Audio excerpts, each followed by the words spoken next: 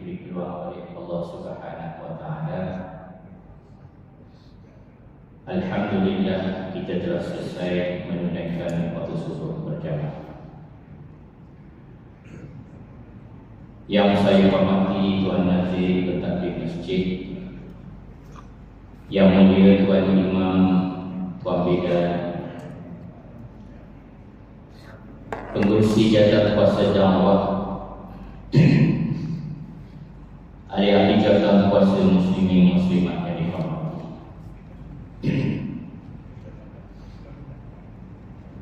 Ada 3 perkara yang membedakan di antara Islam dengan Kristian. Yang pertama tentang dosa waris. Orang Nasrani percaya bahawa seseorang yang dilahirkan itu dia berdosa, dia mewarisi dosa. Sedangkan Islam, seseorang yang dilahirkan dalam keadaan fitrah, dia tidak mempunyai dosa. Yang kedua, Nasrani percaya ketuhanan Nabi Isa alaihissalam yang mereka sebut sebagai Jesus Christ. Jesus satu nama yang berkembang suatu lewat Nabi Isa alaihissalam sudah tidak ada di muka bumi, kerana manusia mengenali Nabi Isa sebagai SO. Yesus itu adalah asimilasi daripada zaman sesudah persidangan Mesia pada abad keempat, iaitu gabungan nama dewa Zeus. Jadi sebelum bahasa Inggeris menjadi bahasa dibuat perangkat, orang di barat menyebutnya Yesus. Tetapi oleh kerana bahasa Anglo-Saxon ini tidak boleh menyebut perkataan Y, jadi diganti dengan J, maka menjadilah Jesus. Christ dari perkataan Christos, iaitu ada orang-orang Yahudi mengangkat seorang ketua. Misalnya Nabi Samuel suatu mengangkat Raja Tolut, dilakukan Kristus. Kristus maksudnya mengurapi rambut dengan minyak. Itu ada orang Yahudi.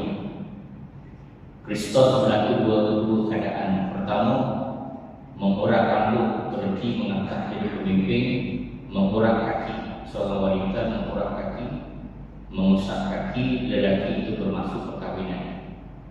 Dari perkataan Kristus datangnya Christ setelah di Inggriskan, dan Christ itu bermaksud Mesias yang membawa salvation.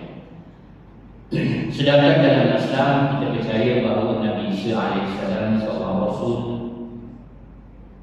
dan kelahiran Nabi Isa tanpa bapa berlaku secara mukjizat. Baginda boleh menyembuhkan penyakit kusta, penyakit buta, penyakit sentuhan, dan boleh menghidupkan orang mati juga dengan izin Allah Subhanahu wa taala. Perkara yang ketiga adalah tentang penyaliban. Satu daripada akidah orang Nasrani adalah meyakini kedatangan Nabi Isa itu untuk menebus dosa manusia. Manusia yang lahir dengan dosa itu ditebus oleh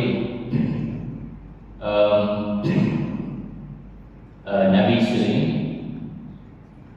di mana Nabi Isa ini dipercayai telah disalib di kayu salib, maksudnya dipalang kedua tangannya dengan paku di atas tiang salib, dan kedua kakinya disiram dan dipaku. berada di tiang salib itu dalam keadaan telanjang. Dan mereka meyakini bahawa Nabi Isa sudah mati, dan menurut keterangan doktrin Trinity bahawa sesudah Nabi Isa mati 3 hari dia dikuburkan selama 3 hari, dia bangkit, dia kembali, yang disebut resurrection itu dalam bentuk roh. Itu doktrin Trinity. Dia datang, Nabi Isa kembali menemui sahabat dia dalam keadaan dalam bentuk roh.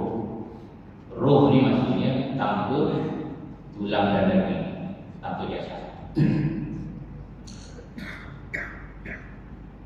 Jadi tazkirah pagi ini saya nak membuat suatu analisis.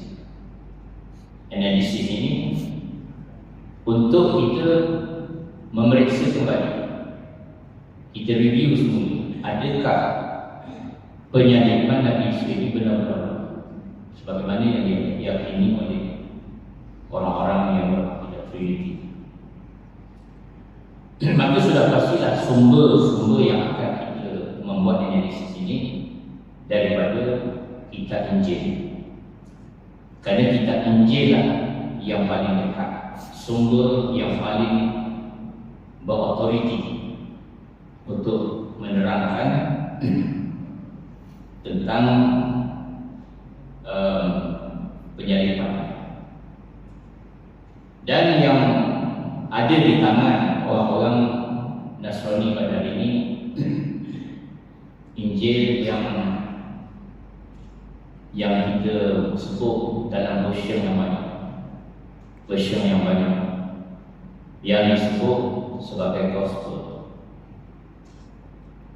Kajian menunjukkan bahawa gospel ini banyak, lebih daripada 200 gospel yang ada, ataupun Injil-Injil yang disalin ini jumlahnya, pendapat yang kuat mengatakan 219. Selain daripada 4 gospel yang dikandung dalam Perjanjian Baru, iaitu Matthew, Mark, Luke dan John. Selain daripada 4 itu, gospel-gospel yang lain tidak diakui oleh agama Nasrani. Jadi gospel itu terbagi pada 2. Satu yang disebut sebagai gospel apokrifa, gospel yang meragukan. Tetapi gospel ini lebih awal daripada gospel yang dikandung dalam Perjanjian Baru. Misalnya tentang gospel Barnabas atau adalah gospel yang paling awal disalin, dipercayai antara 10 ke 15 tahun sesudah Nabi Isa Mi'raj ke langit. Dan gospel Matthew, iaitu gospel tertua dalam Perjanjian Baru hari ini, hanya ditulis 80 tahun sesudah tidak ada lagi Nabi Isa di muka bumi ini. Dan gospel John ditulis 150 tahun sesudah tidak adanya Nabi Isa AS. Jadi tuan-tuan, kalau kita menyemak, kita melihat gospel-gospel awal ini, misalnya gospel Barnabas, gospel Mary Magdalene, gospel Philip, gospel Peter, gospel Judas, dan banyak lagi gospel-gospel ini, kita akan mendapati sosok yang bernama Nabi Isa ini. Dia seperti nabi-nabi yang terdahulu. Tidak ada beza seperti Rasul yang pernah diutuskan oleh Allah Subhanahu wa Ta'ala. Misalnya dalam gospel Mary Magdalene contohnya. Kalau kita baca gospel itu, gambaran Nabi Isa itu dia manusia. Antaranya dia mempunyai isteri. Mary Magdalene itu isteri, dan dia mempunyai seorang lagi isteri yang bernama Lydia. Dan digambarkan bahawa Nabi Isa mempunyai hubungan intim dengan isteri, memeluknya, memimpin anaknya, menciumnya, dan melahirkan zuriat. Tetapi kostum ini tidak diterapkan. Dan kalau kita lihat naratif isu penyadapan ini, kita semak semua kostum yang ada, gambarannya begini. Nabi Isa AS telah diburu oleh tentera Rom. Tentera Rom memburu, menangkap Nabi Isa di atas beberapa pilihan. Kenapa Nabi Isa diburu oleh Rom, tentera Rom ini? Kerana Nabi Isa AS telah difitnah oleh kaum dia sendiri, iaitu orang-orang Yahudi pada masa itu. Kerana Nabi Isa ini adalah Nabi yang Allah utuskan untuk memperbetulkan penyelewengan orang Yahudi masa itu di antara agamawan dan juga elit politik yang bersekongkol. Kerana pada masa itu mereka berpandu kepada Talmud dan tidak berpandu kepada Taurat. Mereka menepikan Taurat Nabi Musa, sebaliknya mereka mengangkat Talmud sebagai kitab utama mereka. Kumpulan agama ini ramai-ramai yang menguasai rumah ibadat Nabi Sulaiman pada masa itu disebut Farisi. Dan elit politik yang bersekongkol dengan agamawan ini dipanggil Syafi'i. Kedua kumpulan ini melakukan bid'ah. Mereka mengada-adakan larangan-larangan pada hari Sabat yang menyebabkan penderitaan orang tua dan kanak-kanak. Kerana pada hari Sabat, ibu-ibu dilarang untuk menguli tepung untuk menyediakan sarapan untuk anak. Pada musim sejuk, ramai orang tua yang mati kerana api tidak boleh dinyalakan pada hari Sabat, sedangkan itu semua adalah perkara yang tidak terkandung di dalam larangan pada hari Sabat. Dan Nabi Isa melanggar tradisi ini, maka Nabi Isa dituduh menentang institusi keagamaan Yahudi. Dan gambarannya bahawa Nabi Isa ditangkap pada malam perjamuan terakhir yang disebut adalah Sabtu. Itu berlaku pada malam dini hari 14 hari bulan Nisan. Hari Nisan 14 bulan Nisan, tentang kalau dalam kalender Yahudi, iaitu sebenarnya ada satu sambutan dipanggil Hari Paskah. Hari Paskah Yahudi. Paskah Yahudi kalau kita nak faham mudah, yang kita sambut waktu Muharram, 10 Muharram, yang kita berpuasa pada 10 Muharram itu. Itu salah satu tujuan menyambut Paskah, antaranya memperingati Nabi Musa AS menyelamatkan kaumnya daripada penindasan Fir'aun yang membawa kepada peristiwa pembelahan Laut Merah. Jadi sebenarnya Paskah yang sebenarnya orang Islam yang buat, bukan orang Nasrani, orang Yahudi. Paskah yang sebenarnya adalah orang Islam. Sebab itu Nabi SAW sewaktu di Madinah, Nabi lihat orang Yahudi berpuasa pada 10 Muharram dan Nabi tanya, apakah ini? Jadi Yahudi kata mereka itu memperingati peristiwa Nabi Musa AS. Dan Rasulullah tahu bahawa orang Islam sebenarnya yang mengikut ajaran Nabi Musa. Orang Islam sebenarnya yang beriman dengan Nabi Musa, bukan orang Yahudi beriman pada Nabi Musa. Kerana orang Yahudi tidak mengikut Taurat, mereka mengikut Talmud. Dan Nabi SAW kata, kami lebih berhak, kami lebih berhak daripada kamu Yahudi.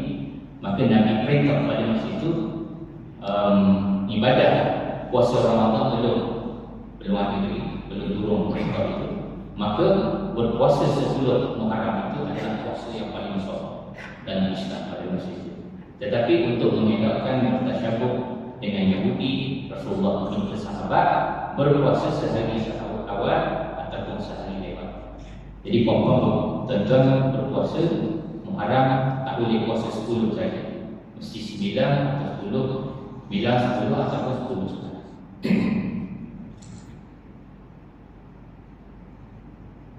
Kalau kita banding tentang 14 hari bulan Nissan ini lebih kurang tahun Masihi sekitar bulan Mac atau bulan April, itulah pada musim bunga.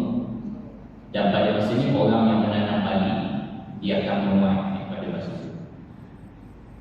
Dan ketika Nabi Isa menyambut Paskah malam itu, mereka dijamu dengan wine, dijamu dengan anggur merah dan juga roti tidak berada. Jadi Trinity hari ini mengambil malam Paskah itu sebagai persediaan pengorbanan Nabi Isa. Wine itu dianggap simbolik kepada darah dan roti beragi itu simbolik kepada tubuh Nabi Isa. Ini satu benda yang sebenarnya tidak ada kaitan dengan tujuan Nabi Isa pada malam itu, sebenarnya menyambut hari Paskah Yahudi. Kemudian ketika Nabi Isa bersama dengan sahabat, Jibril datang memberitahu kepada Nabi Isa bahawa tentera Rom sedang membuat persiapan untuk ambush, nak tangkap Nabi Isa. Lalu Nabi Isa memerintah sahabat-sahabatnya keluar daripada tempat perjamuan itu dan pergi melintasi satu sungai yang bernama Sungai Kidron. Dan di situ Nabi Isa dengan sahabatnya masuk. Ternyata mereka sudah berada di satu taman yang dipanggil Taman Getsemani. Dan pada ketika itu Nabi Isa sudah sedar bahawa baginda sudah dikepung oleh orang-orang Rom pada setiap penjuru, dia tak nak keluar. Dan Nabi Isa menyuruh sahabat-sahabatnya meninggalkan dia. Meninggalkan dia maksudnya Rom ni cuma nak tangkap Nabi Isa, bukan sahabat-sahabat dia. Maka sahabat-sahabatnya melarikan diri. Ini disebut dalam Gospel Mark disebut bahawa Nabi Isa menyuruh sahabat lari dan sahabatnya lari. Jadi ketika Nabi Isa nak ditangkap itu, tak ada saksi yang melihat. Saksi yang dimaksudkan siapa? Orang yang dekat dan boleh memberi maklumat, memberi kesaksian. Contohnya dalam hadis. Siapa yang boleh memberi kesaksian? Isteri Nabi, pembantu Nabi, dan juga sahabat-sahabat. Sahabat-sahabat seperti Abu Hurairah contohnya, dia selalu follow Nabi. Dia dengar Nabi cakap, dia beritahu orang. Dia dengar Nabi cakap, dia beritahu orang. Tetapi Abu Hurairah dia hanya setakat di luar saja. Bila Nabi SAW sudah rumah, Abu Hurairah tak boleh ambil lagi hadis Nabi. Jadi siapa yang berfungsi dalam pembantu Nabi? Misalnya Anas bin Malik. Anas bin Malik ini pembantu Nabi 10 tahun, daripada umur 10 daripada umur 9 sampai umur 19 tahun. Ibunya Ummu Hani telah menghibahkan Anas kepada Nabi. Jadi dalam rumah Anas pula yang riwayat. Nabi cakap, dia beritahu, Nabi cakap, dia beritahu. Sebab tu Anas bin Malik antara sahabat yang banyak meriwayatkan. Itu saksi. Kemudian apabila Rasul ke kamar tidur bersama isteri, Anas tak boleh kata itu saja. Siapa pula yang meriwayatkan? Isteri Nabi. Sebab tu di rumahnya Rasulullah SAW boleh beristeri lebih berempat. Antaranya adalah untuk menyampaikan hadis. Ya, hadis Nabi. Dan yang paling banyak meriwayatkan hadis adalah isteri Nabi bernama Aisyah. Sayyidina Aisyah radhiyallahu anha. Inilah saksi-saksinya. Ketika kejadian Nabi Isa berada di Taman Getsemani, tidak ada saksi yang melihat. Kemudian tuan-tuan, naratif yang dibincangkan adalah Nabi Isa kemudian ditangkap. Nabi Isa diarah ke Yerusalem di satu gunung bernama Gunung Kalvari. Dan disitulah Nabi Isa yang dianggap sebagai pesalah itu digantung di tiang salib. Jadi tiang salib itu di Gunung Kalvari itu adalah tempat dihukumnya penjenayah orang-orang yang melakukan kesalahan menurut undang-undang kerajaan Rom pada masa itu. Kemudian tuan, ternyata daripada khabar-khabar orang dengar, orang cakap bahawa Nabi Isa pun dibunuh mati. Cara macam mana dibunuh adalah setelah berada di tiang salib itu, mereka akan ditusuk, pesawat ini ditusuk di sebelah rusuk kiri ini dengan lembing, ditusuk dan mengenai jantung, kena jantung mati. Itu cara orang bunuh pesawat. Orang Melayu dulu zaman Melaka dulu, kerajaan Melayu dulu, bunuhnya adalah di bahu ni. Tuan-tuan tengok belah kiri tu ada tulang ni, atau bukan tu setengah-setengah tu ada celok. Dulu menggunakan keris panjang, diletak sini, ditikam dan kena jantung mati. Itu cara kerajaan Melayu dulu. Kemudian yang hadis sebelumnya adalah sesudah 3 hari Nabi Isa di bumi. Nabi Isa di bumi, Nabi Isa kembali. Kembali itu resurrection itu dibangkit semula dari kubur, tetapi menurut Trinity dalam bentuk roh, bukan dalam bentuk biasa. Dan mereka ditemui, Nabi Isa menemui sahabat-sahabatnya di tempat dia bertemu pada malam zaman terakhir di tak jauh daripada Taman Getsemani. Bagaimana tuan-tuan sikap Islam? Apakah pandangan Islam tentang penyaliban Nabi Isa ini? Secara langsung Al-Quran menjawab di dalam surah An-Nisa ayat 157. A'udzu billahi minasyaitonir rajim wa qawlihim inna qatalna al-masih 'Isa ibn Maryam rasulullah wa ma qataluhu wa ma salabuhu walakin syubbiha lahum wa innal ladzina ikhtalafu fihi lafi syakkin min ma lahu bihi min ilmin illa ittiba'a dhann wa ma qataluhu yaqina. Yang bermaksud, dan juga disebabkan dakwaan mereka dengan mengatakan sesungguhnya kami telah membunuh Al-Masih Isa ibn Maryam Rasulullah, padahal mereka tidak membunuhnya dan tidak memalangnya di kayu salib, tetapi diserupakan bagi mereka, yakni orang yang mereka bunuh itu seperti Nabi Isa. Dan sesungguhnya orang-orang yang telah bersisih paham mengenai Nabi Isa, sebenarnya mereka berada dalam keadaan syok, yakni ragu-ragu tentang menentukan pembunuhannya. Tiada sesuatu pengetahuan bagi mereka mengenainya selain daripada mengikut sangkaan semata-mata, dan mereka tidak membunuhnya dengan yakin. Jadi Al-Quran kata, Allah Subhanahu Wa Taala menyatakan Nabi Isa tak mati. Nabi Isa tidak dibunuh kerana Allah menyelamatkan Nabi Isa dengan mengangkatnya ke langit. Adakah orang mati di tiang salib? Ada. Menurut Al-Quran ada, tetapi orang lain, orang yang diserupakan wajah, orang yang diserupakan wajahnya. Dan Al-Quran kata sesungguhnya sesiapa yang mengatakan Nabi Isa sudah mati 3 hari di bumi, kemudian dia bangkit, Allah kata ini sebenarnya menenda-nenda. Mereka ragu-ragu, mereka dalam keadaan syok, menentukan betul ke Nabi Isa mati, betul ke Nabi Isa mati ni. Tak ada saksi, kalau saya sebut, tak ada saksi yang melihat, yang mengisahkan. Itu kata Al-Quran. Al-Quran itu diturunkan oleh Allah Subhanahu Wa Taala pada tahun 610 Masehi. Kira-kira 600 tahun sesudah Nabi Isa tadi, Al-Quran datang kemudian. Tetapi Al-Quran menyatakan Nabi Isa tidak mati. Orang lain yang di tiang salib itu bukan Nabi, yang wajahnya disebutkan, dan Allah kata tidak ada saksi yang melihat.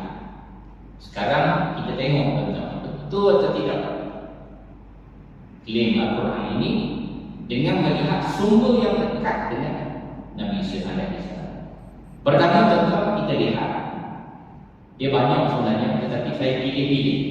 Ada beberapa gospel apokrifa yang akan saya quote kat sini.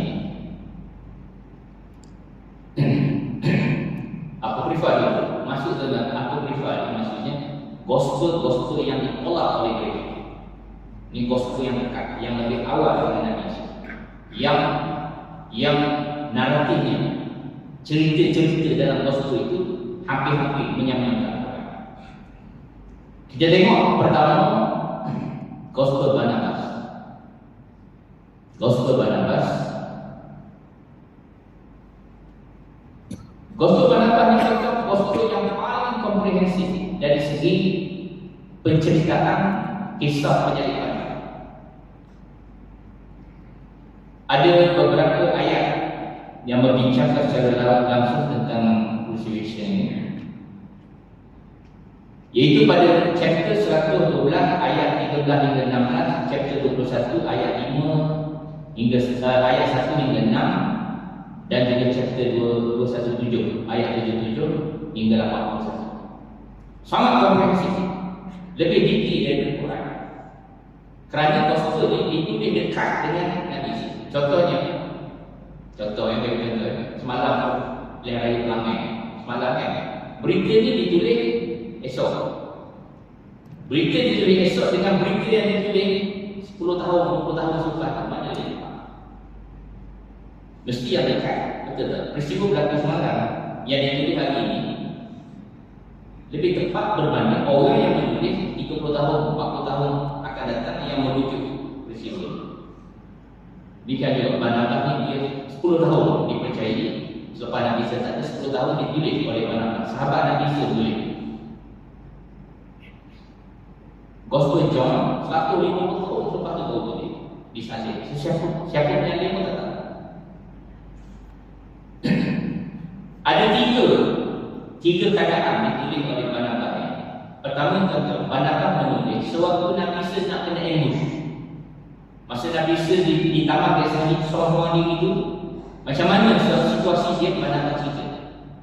Barnabas kata, ketika tentera sudah mendekati tempat di mana Yesus berada, Tuhan kerana melihat bahaya di atas hamba-Nya memerintahkan 4 malaikat, Gabriel, Michael, Raphael dan Uriel, untuk mengeluarkan Yesus daripada dunia. Maksudnya semasa Nabi Isa duduk seorang-seorang itu, tentera nak ilmu dia, malaikat turun, malaikat pun angkat Nabi Isa naik ke langit. Pada malaikat suci itu pun datang dan mengambil Yesus, kemudian menempatkannya di syurga ditemani para malaikat dan diberkati Tuhan. Pertama, Barnabas kata Jibril dan malaikat ni, 4 malaikat ni angkat Nabi Isa, menyelamatkan Nabi Isa sudah selamat. Kemudian Barnabas menceritakan Allah menukar rupa Yudas menjadi Nabi Isa. Siapa Yudas ini? Yudas ini menurut keterangan yang banyak, kebanyakannya bersetuju menurut gospel-gospel yang ada. Walaupun ada pandangan lain, kita tak nafikan, tapi pandangan majoriti menyatakan Yudas ini salah seorang sahabat Nabi Isa lah, yang mengkhianati Nabi Isa, yang memakan rasuah. Dia menerima beberapa keping silih emas daripada pemerintah Rom untuk memberi maklumat di mana Nabi Isa berada. Jadi pada malam Nabi Isa di malam jamuan terakhir itu, informasi itu diberi oleh Yudas yang berkhianat. Jadi tentera dapat tahu di mana Nabi Isa berada.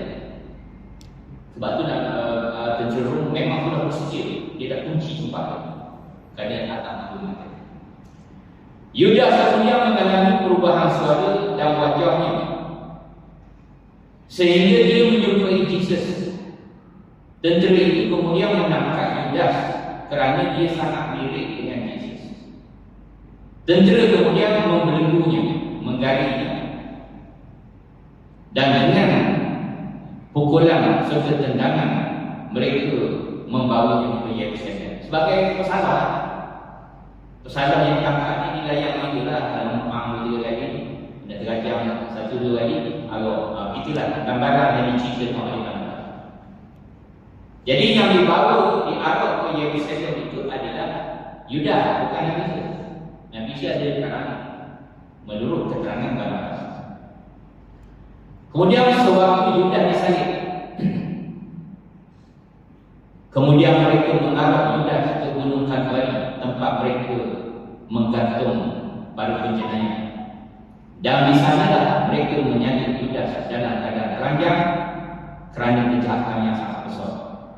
Yudas benar-benar tidak boleh melakukan apa pun kecuali menangis. Yudas ni tangan dia kena batu, sebelah kanan sebelah kiri kena batu, dalam keadaan telanjang, kedua kakinya disiram. Itu cara orang-orang menyesal. Yudas benar-benar tidak boleh melakukan apa pun kecuali menangis. Dia merintih kepada Tuhan. Dia sebut, Tuhan, Tuhan, mengapa engkau meninggalkan aku? Atau dalam bahasa Ibrani, Elai, Elai, dan masa sakanya. Tuhan, Tuhan, mengapa engkau meninggalkan aku? Jadi sebenarnya yang mati itu sebenarnya Yudas, bukan Nabi Isa. Nabi Isa selamat. Kalau kita tengok keterangan, kita tengok keterangan daripada Barnabas ini, ternyata bahawa ia selari dengan Quran. Pertama, Nabi Isa tak mati, tidak disalib, betul, kerana malaikat telah angkat ke langit. Yang kedua, yang ditangkap itu adalah orang lain yang Allah suruh kepada. Betul, menurut keterangan Barnabas. Dan yang mati di tiang salib itu adalah orang lain, bukan Nabi Isa. Kemudian tuan-tuan, saya nak memetik satu lagi daripada gospel apokrifa yang lain, iaitu gospel Dius. Gospel Dius ini dia dalam bahasa yang agak bermetafora. Pada halaman ke-261 dia menyebut Jesus yang masih hidup menjawab dan mengatakan kepada sahabatnya. Masa dia jumpa sahabat tu, dia balik 2-3 hari itu jumpa sahabat tu, Jesus yang masih hidup menjawab dan mengatakan kepada para sahabatnya, diberkatilah ia yang telah menyalib dunia dan tidak mengizinkan dunia menyalib. Jadi memberitahu bahawa yang disalib orang lain, bukan dia. Allah yang memberkati dia, Allah yang menyelamatkan dia. Kemudian dalam Gospel Peter, Gospel Peter pun banyak cerita pada chapter 81 ayat 4, chapter 82 ayat 1 dan 3, chapter 17 ayat 17 23 dan juga ayat 27 hingga 33. Banyak dalam perbincangan ini. Tapi saya ambil satu ayat yang komprehensif ayat ini. Ayat lain banyak metafora. Kalau saya cerita tuan faham sebab dia metafora. Jadi dia kata begini, ini pun metafora tapi mudah faham. Dia kata apa? Orang yang tangan dan kakinya mereka paku itu, orang yang tangan dan kakinya yang mereka paku ini merujuk pada orang ini yang tadi itu adalah bahagian dagingnya yang merupakan wujud pengganti yang dibuat sama. Seseorang yang sungguh-sungguh mirip dengannya. Jadi keterangan Nabi Isa, orang yang tangan dan kakinya yang mereka paku itu, yang berada di tiang salib itu adalah bahagian dagingnya yang merupakan wujud penggantinya yang dibuat sama. Maksudnya orang lain adalah Nabi Isa. Seseorang yang sungguh-sungguh mirip dengannya. Tetapi lihatlah antara dia yang angkat tiang salib itu dengan aku, Nabi Isa. Kamu bandingkan dia dengan aku.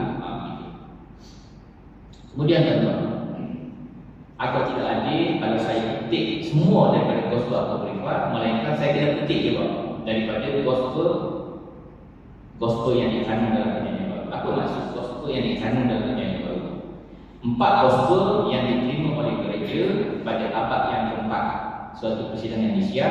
Hari ini kalau tuan-tuan tengok dalam Bible itu, bahagian kedua dia panggil New Testament, perjanjian baru itu, dia ada 27 kitab. 4 gospel, Matthew, Mark, Luke, John.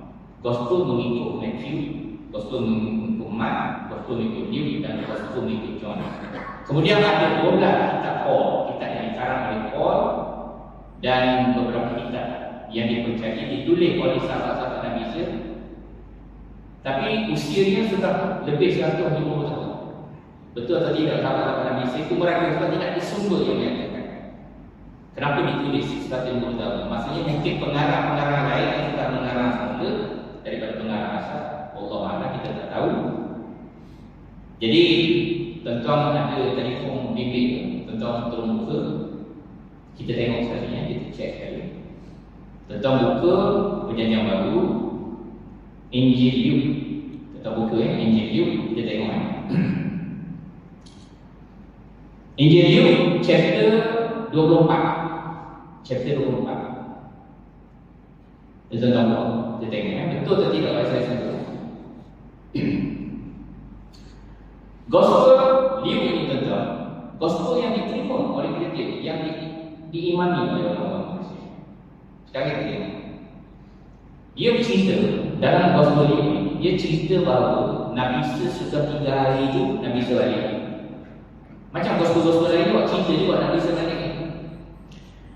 Jadi Nabi Isa balik selepas 3 hari dalam keadaan orang percaya bahawa dia sudah mati. Nabi Isa sudah mati. Dalam kepala orang termasuk sahabat-sahabatnya Nabi Isa mati dah. Nabi Isa mati dah. Sebab sahabat pun tak tengok, dia pun tak tahu, dia cuma dengar orang. Dia say saja, oh dia kata mati dah di bumi 3 hari dah. Jadi sahabat-sahabat dia menyangka Nabi Isa sudah mati. Jadi mereka kembali ke rumah di malam zaman terakhir itu. Mereka duduk ramai-ramai, sahabat-sahabat dia duduk sedih kan. Mati dah guru kita, sedihnya guru kita mati. Masa itu tiba-tiba Nabi Isa muncul. Ini dicerita oleh Injil. Nabi Isa muncul. Nabi Isa muncul, Nabi Isa beri salam. Shalom. Orang yang bunyi kan? Shalom. Dia ucap. Sahabat-sahabat ni bila tengok Nabi Isa muncul, terkejut dan lari dengan Nabi Isa semua lari. Sebab apa? Mereka menyangka yang datang tu hantu. Orang mati kan, tiba-tiba hidup. Saya beri contoh. Katakan saya ada seorang kawan, nama saya Mama. Kawan saya Mama nak kampung, tak marah kan? Kawan saya ni orang baik, masuk sekolah. Cuma saya duduk berlumpur, dia duduk kerana. Bila saya balik cuti, jumpa dia. Satu hari saya tengok sahabat beritahu dalam WhatsApp, Mama mati dah ada. Mama mati dah, aksiden pukul 10 dia pernah ke bumi. Saya tak tengok, tapi saya baca, saya dapat nama. Saya tak tengok dia aksiden. Tapi saya percaya dalam semua tu. Sebab ada orang lain yang meninggal, betul lah Mama mati. 3 hari selepas Mama mati, saya terpenuh, teringatkan Mama, tiba-tiba Mama muncul. Terkejut tak saya? Mesti cerita baik. Macam mana mengikut balik? Mesti hantu lah. Hantu ni. Tahu-tahu duduk seorang-seorang. Gelap tu nak sinjir tujuh anak contohnya. Jadi dia muncul. Mama lagi depan. Mesti saya terkejut. Sahabat-sahabat Nabi Isa terkejut dia melihat Nabi Isa muncul. Kerana apa? Mereka menyangka Nabi Isa sudah mati dan sudah dikebumikan 3 hari. Tiba-tiba datang. Mesti yang datang itu adalah hantu. Tuan-tuan tengok pada Injil Luke chapter 24 ayat 37. Apa dia tuliskan? But they were terrified and affrighted and supposed that they had seen a spirit. Mereka telah terkejut dan ketakutan dan menganggap bahawa mereka telah melihat hantu. Injil Luke yang kata. Jadi tuan-tuan, soalan, adakah Nabi Isa adakah sahabat-sahabat Nabi Isa melihat Nabi Isa itu hantu? Betul ke hantu? Tuan-tuan, hantu macam mana? Tuan-tuan pernah tengok hantu? Pernah tengok hantu tak? Saya pernah tengok hantu. Saya pernah tengok hantu dalam YouTube. Dalam YouTube banyak. Gambaran kita hantu ni macam mana hantu ni? Hantu ni biasanya kalau orang tua cakap, mu tengok kaki dia. Kaki tu pijak kat bumi dia. Kalau tak pijak bumi, hantu dia kata. Ataupun kita nampakkan kaki dia tu macam bayang-bayang kan. Dia tidak nyata seperti kita memijak ni. Kita tengok dia pijak tu, nampak berdebu kaki, bukan hantu dia tu. Kau nampak kalau tak hantu tu, dia zombie. Gitu je lah. Gitu. Jadi Mama tu bagi, saya tengok Mama ni, hantu Betul, kalau kaki tak pijak bumi, sore dia pun mamak ataupun kawin dia mari. Jadi Nabi Isa ni, dia tak tersinggung tengok sahabat dia gitu. Sebab Nabi Isa tahu bahawa sahabat dia nyata dia mati. Tapi Nabi Isa datang untuk tujuan dia nak beritahu dia tidak mati. Dia tidak mati. Jadi apa Nabi Isa buat? Tuan-tuan tengok pada Injil Luke chapter 24 ayat 39. 39. Apa dia kata sini? Sebab Nabi Isa pun tahu zaman itu pun sama zaman kita, hantu ni maksudnya itulah tak pijak kaki. Jadi Nabi Isa kata orang ingat aku ni roh kan. Nabi Isa pun tanya dia orang. Nabi tahu kawan. Behold my hand and my feet. Nabi Isa kata, tengok kaki aku ni. Pijak kat bumi ni. Mengatakan hantu. Behold my hand and my feet, that it is I myself. Ini aku ni, bukan hantu, bukan spirit, bukan garing. Ini aku, sebab aku hidup kerana Allah telah menyelamatkan. Kalau kamu yang tidak yakin, Nabi kata dalam ayat itu, handle me, mari aku mereka, and see, dan kamu lihat sendiri, for a spirit has not flesh and bones that you see me. Jadi Nabi Isa kata, lihatlah tanganku, lihatlah kakiku ni, kamu nampak kaki aku ni, adakah nampak bayang-bayang saja?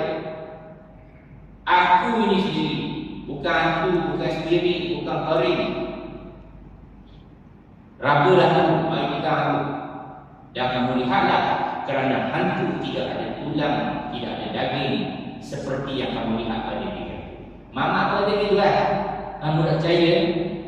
Kau mati tu sebenarnya mamak juga. Kau mamak air, kamu masa dia jajang, aku tengok mengair hidang. Kamu adalah ini, tapi secara faham kalau dia ingat aku. Jadi mamak dia kata, mari pegang.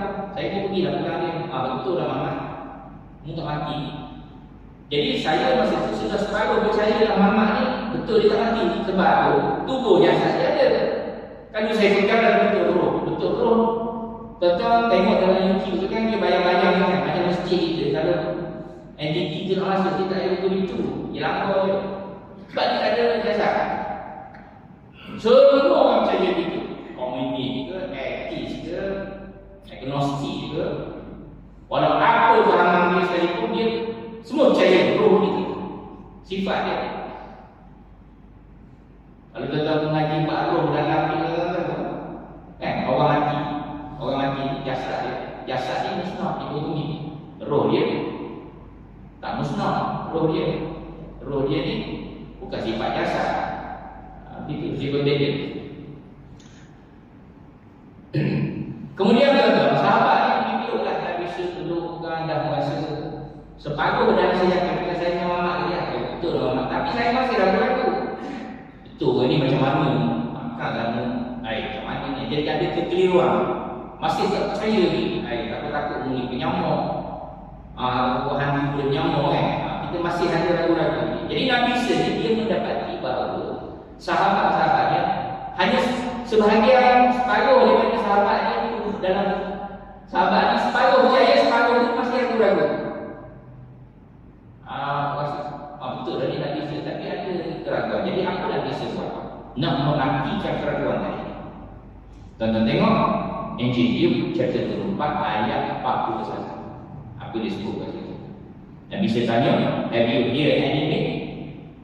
Ada tak dekat kamu ni sesuatu makanan? Something to eat, sesuatu yang boleh dimakan.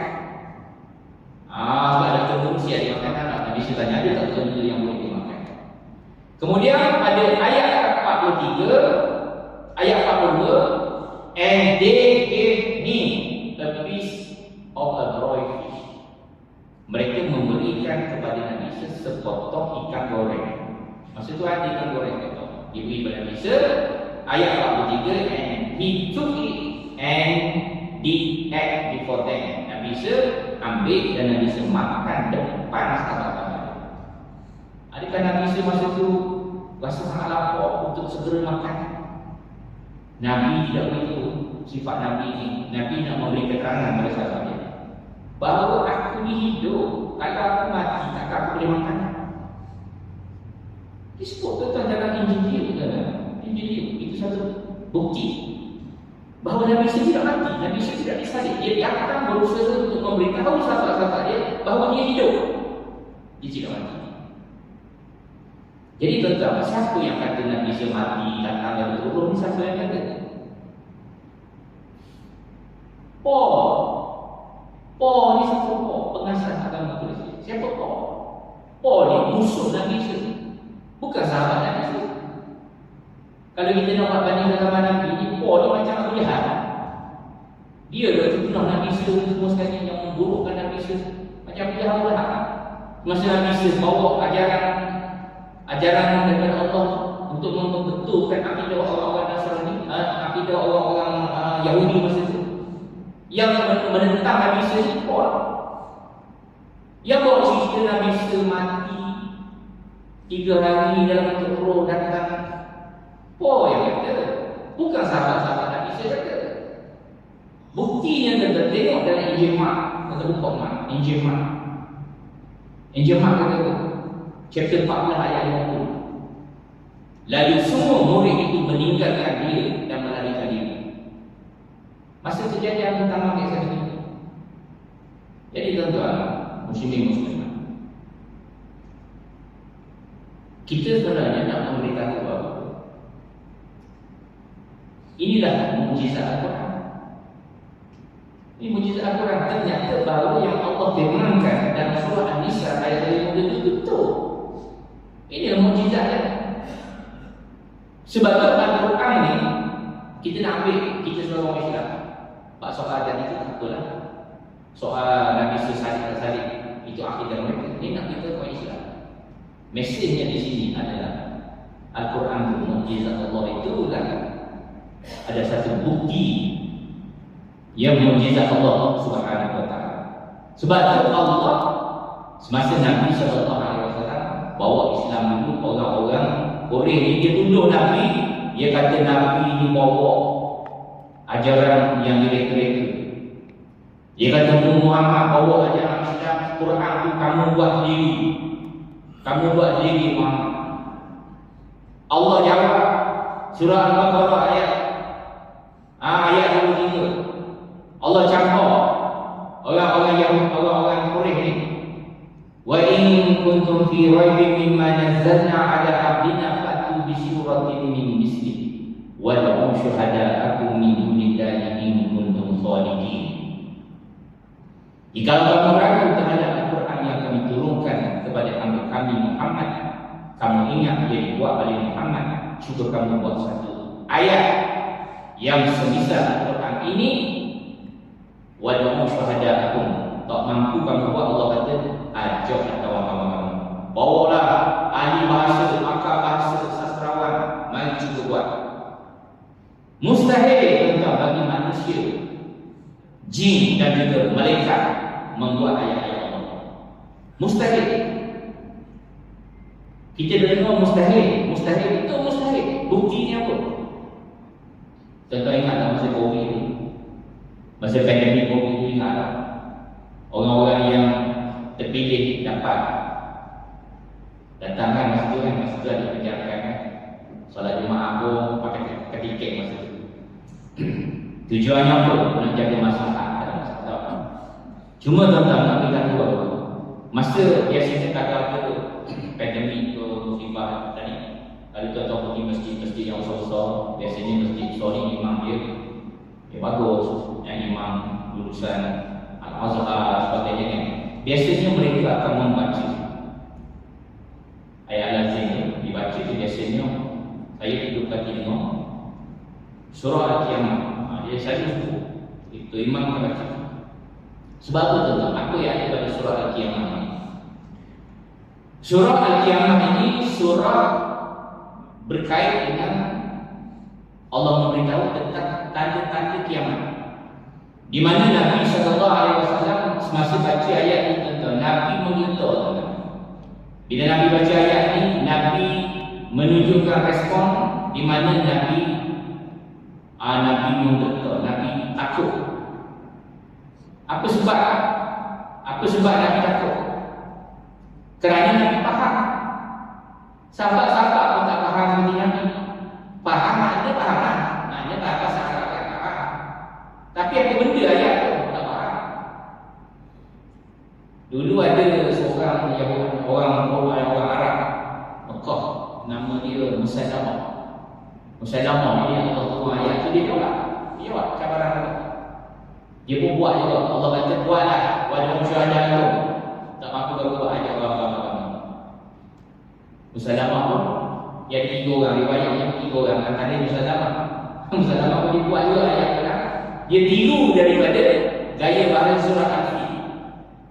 Al-Fil wa mal-fil wa ma adraka mal-fil lahu khutubun tawil wa huzail.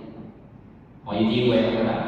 Bunyi macam ayat Al-Quran tak ada, tapi makna tak ada. Makna tak ada. Maksud dia apa? Gajah. Apakah itu gajah? Tahukah kamu apa itu gajah? Ia mempunyai ekor dan belalai yang banyak. Lalu saya akan beritahu ekor gajah. Gajah ada 4 kaki. Budak-budak tak tahu. Tak perlu cerita betul ayat. Tapi ayat Quran kita tengok surah Al-Qiyamah ayat 6. Yas'alu ayyana yaumul qiyamah fa idza bariqal basar wa khasafal qamar wa jumi'a asy-syamsu wal qamar. Maksud dia apa? Yas'alu ayyana yaumul qiyamah, bilakah hari kiamat itu? Fa idza bariqal basar, apabila mata terbelalak, wa khasafal qamar. Allah sebut tentang contoh saintifik. Wa khasafal qamar, dan apabila bulan telah hilang cahaya. Kalau orang masih terdengar, siapa tahu bulan hilang cahaya apa maksudnya? 1450 tahun dulu ayat Quran turun ketika manusia tak tahu apa-apa tentang sains. Wa khasafal qamar bermaksud gerhana bulan secara saintifik Allah cerita. Gerhana bulan itu bermaksud bulan berada, bumi berada di tengah antara matahari dan bulan. Dan oleh kerana bumi lebih besar daripada bulan, apabila bumi, bulan, matahari berada pada garis lurus 180 darjah, oleh kerana bumi lebih besar daripada bulan, bumi menutup sepenuhnya permukaan bulan. Kalau tuan-tuan ada di permukaan bulan masa itu, berlaku kejadian gerhana itu, gelap buta, tuan-tuan tak nampak walaupun satu titik. Sebab apa? Kerana telah dilindungi oleh bumi. Maka gerhana, orang yang duduk di bulan pada masa gerhana, dia tak nampak apa-apa, gelap. Itu yang dimaksudkan oleh Allah. Wa khasafal qamar, apabila bulan hilang cahayanya, merujuk kepada gerhana bulan. Gerhana matahari, kenapa Allah sebut gerhana matahari? Gerhana matahari, bulan berada di tengah antara matahari dengan bumi. Tetapi oleh kerana bulan lebih kecil daripada bumi, bulan tidak mampu menutup seluruh permukaan bumi. Sebab itu gerhana berlaku di bumi itu tak cukup, tak hilang cahaya. Betul kan? Bila berlaku gerhana matahari, mana hilang cahaya? Tak hilang cahaya sebab bulan yang menutup. Tahun 2019 berlaku satu kejadian gerhana cincin, dia bagi garis cincin. Sebab bulan masa dia tutup permukaan matahari, tak dapat tutup semua, ada lirai dia nampak macam cincin bagi. Tapi kita tidak menerima cahaya. Wa jumi'a asy-syamsu wal qamar, dan apabila matahari dan bulan dikumpulkan. Itulah maksudnya gerhana itu. Sebab bumi, bulan, matahari berada pada satu garis lurus, itu dimaksudkan dikumpulkan oleh Allah. Lepas tu Nabi ketuk masa lagi baca. Ini ayat Quran hebat. Al-Quran mesej tanda-tanda. Mana manusia kita tak manusia tak ada knowledge. Mana tahu benda berlaku 1000 tahun akan datang. Allah yang tahu kan semua dalam kuasa Allah Subhanahu wa taala. Jadi tuan-tuan sekalian, sekadar itu tazkirah pada pagi ini.